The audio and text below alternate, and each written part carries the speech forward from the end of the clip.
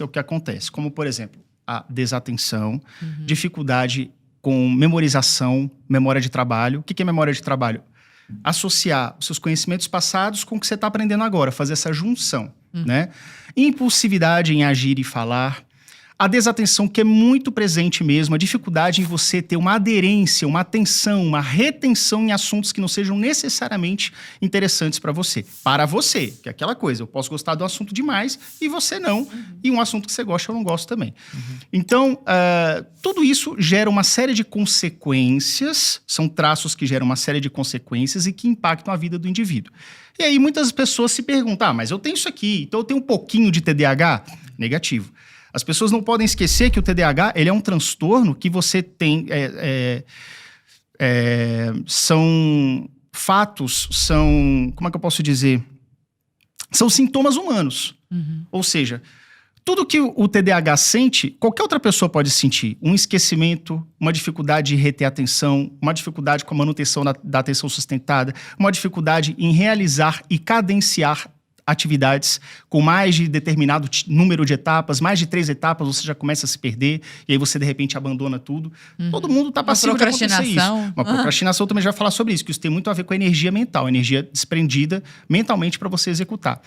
Então, são sintomas humanos. Então, todo mundo pode se sentir que tenha isso. Só que você, Arthur, hoje você acordou, você dormiu pouco, dormiu só 2 horas... Tomou muito café para tentar compensar e você está extremamente desatento hoje. Você não está com sintomas de TDAH. Você está com o cérebro que está disfuncional temporariamente. Se você fizer uma higiene do sono, se você se alimentar bem, talvez amanhã você acorde 100%. O TDAH não. O TDAH, por ter uma dificuldade na sua produção e recaptação de alguns neurotransmissores, como dopamina, norepinefrina, como serotonina também, além de diferenças estruturais dentro do seu cérebro, você tem uma série de efeitos, de consequências que estão todos os dias ali na vida dessa pessoa. É uma luta diária. Uma luta diária. Então, assim, hoje você está assim por conta da sua noite mal dormida. O TDAH, ele luta para conseguir dormir, ele tem um sono de qualidade inferior, isso tem estudos científicos, também já fiz vídeo sobre isso no YouTube. E mesmo que ele consiga tentar viver uma vida normal e dentro do esperado, ele tem essa dificuldade de conseguir performar. Então o TDAH, ele tem o sintoma o tempo inteiro, em todos os lugares que ele está atuando e está presente. Faz parte da constituição dele, né? Exatamente. Né? Então, assim, é uma questão que envolve o cérebro, áreas do cérebro específicas, principalmente a região do córtex pré-frontal. Outras regiões também estão envolvidas. A gente sabe que a parte posterior, superior e inferior do cérebro, ele também possui conexões que elas não são muito bem, não tem uma ligação muito forte com essas conexões, ou seja, uma estrutura física que faz com que o cérebro apresente essas dificuldades, esses sintomas comportamentais.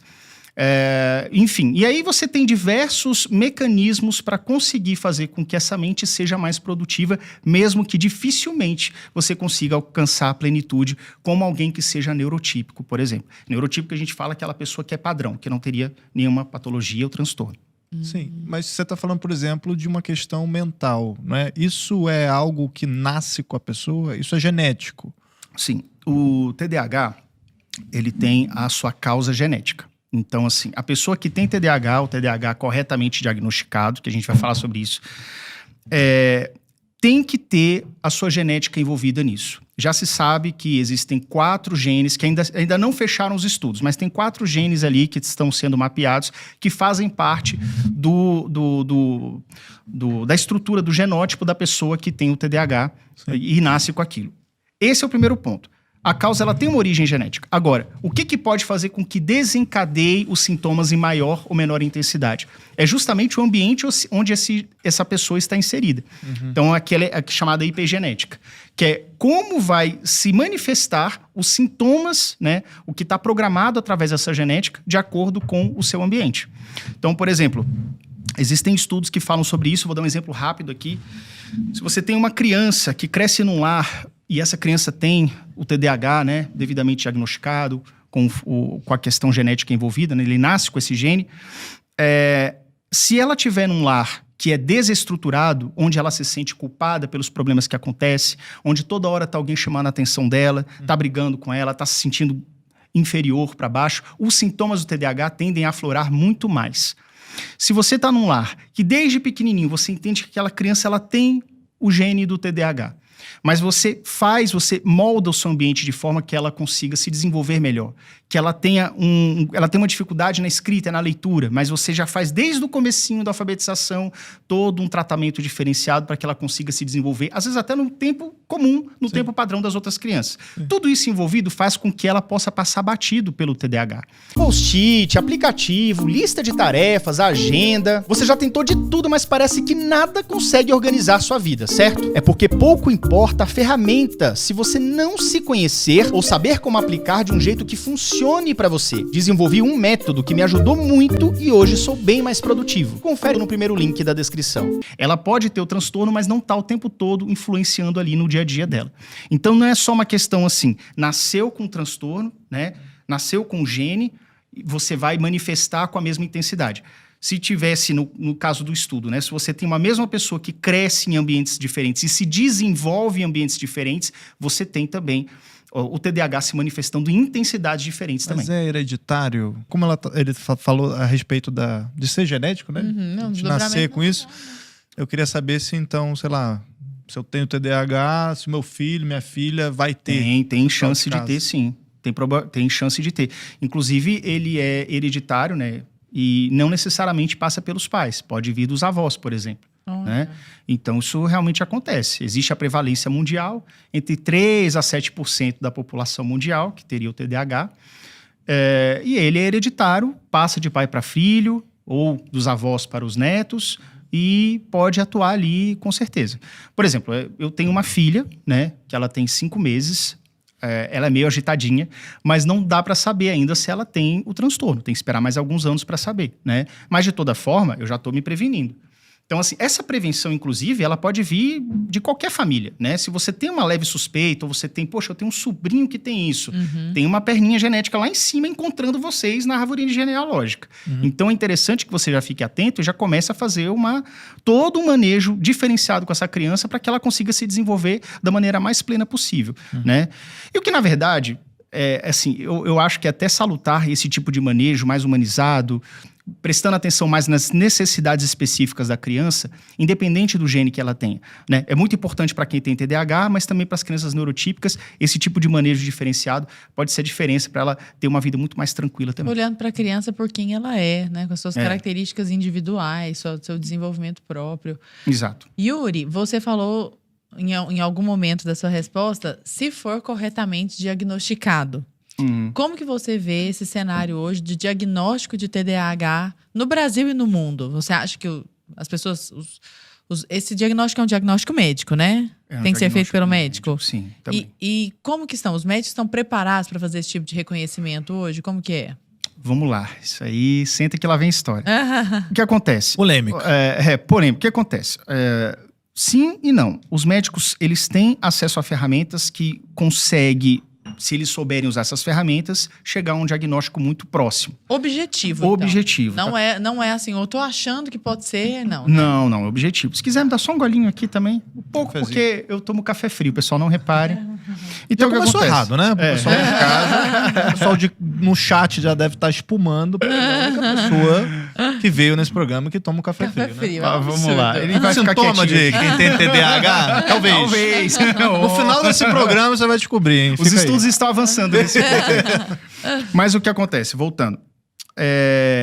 A gente sabe, sim, que existe um problema sério no Brasil com relação a diagnósticos equivocados, por uma série de razões. A formação do profissional, seja psicólogo ou médico, ela tem essa questão que não dá ferramentas suficientes, não dá talvez o conhecimento suficiente para que o médico consiga fazer um diagnóstico mais assertivo possível. Tem médico que acerta só de olhar, tem outros que precisam fazer muitos exames, identificar bastante vários testes, né? Vamos tentar tal coisa, vamos tentar tal abordagem.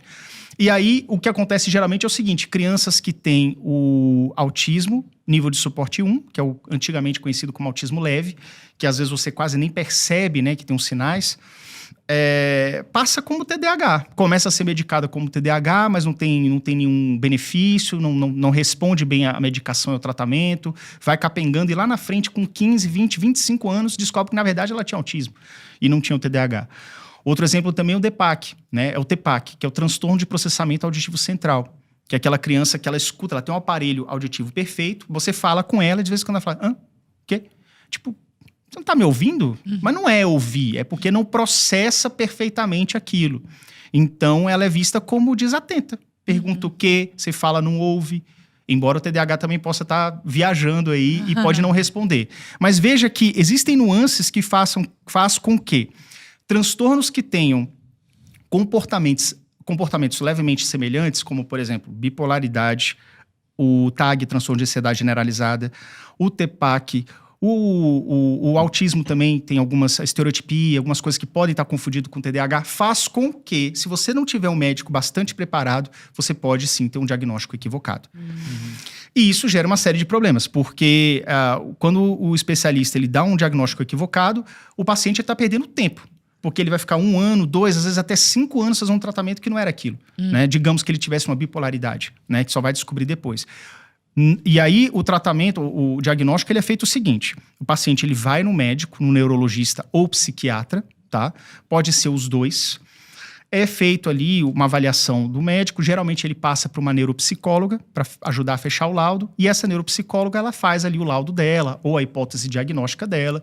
E esses 2 relatórios são apensados. De repente, se a criança pode ter também uma avaliação da psicopedagoga, porque a psicopedagoga vai verificar quais são as dificuldades de aprendizagem daquela criança. Porque não é só uma questão cognitiva, de memória, de desatenção, mas aprendizagem também. Então, às vezes, o laudo desses 3, 4 profissionais entra junto para fechar um diagnóstico mais certeiro. Então, uma boa forma de você saber se o seu diagnóstico ele estaria correto ou não. Se você foi no médico, ele te olhou em 15 minutos e deu o laudo para você, desconfie. Geralmente, um bom laudo de TDAH ele demora 3 meses, em média, para estar bem fundamentado. Então, você vai passar por mais de um profissional, pelo menos por uma psicóloga também. Se for criança, passa por outros profissionais para fechar bonitinho e aí você reduz esse impacto dos... Eu posso chamar o Clube TDAH em Ação de um tutorial de como você pode aprender a viver com TDAH. Você pode se relacionar melhor, aprender a lidar com as amizades, com família, além de aprimorar suas habilidades em se motivar, entrar em ação e conseguir ser mais produtivo. Dá uma olhada no Clube TDAH em Ação no link da descrição.